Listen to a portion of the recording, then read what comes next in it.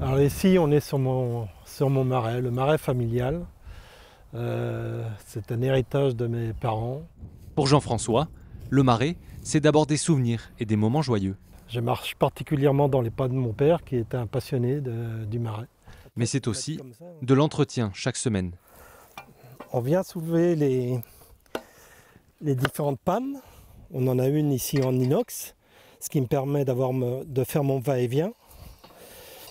Et l'eau du canal rentre à l'intérieur du marais.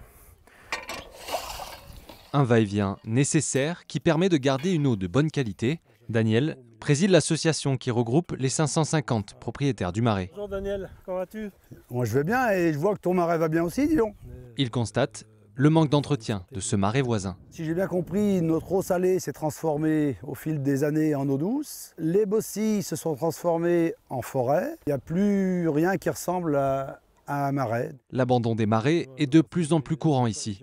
L'association s'est lancée alors dans un projet, créer un plan de gestion des bonnes pratiques pour aider les propriétaires. Si on n'apporte pas un cadre d'accompagnement à tous ces propriétaires pour que leur motivation et leur implication restent pour préserver ce patrimoine exceptionnel, donc on va avoir des soucis.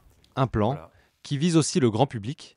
René prépare depuis plusieurs semaines une maquette pour expliquer l'importance des marais. À partir du moment où on amuse les gens, eh bien, on est capable d'emmener, voilà, ça va emmener à des choses un peu plus poussées et des questions qui vont arriver de la part de ces gens-là, et on pourra évidemment y répondre puisque le marais, on le connaît par cœur, aussi bien dans sa dimension géographique que dans sa dimension de fonctionnement. L'association est pour l'instant en recherche de fonds pour financer les 2 ans de travaux nécessaires à la rédaction d'un guide des marais.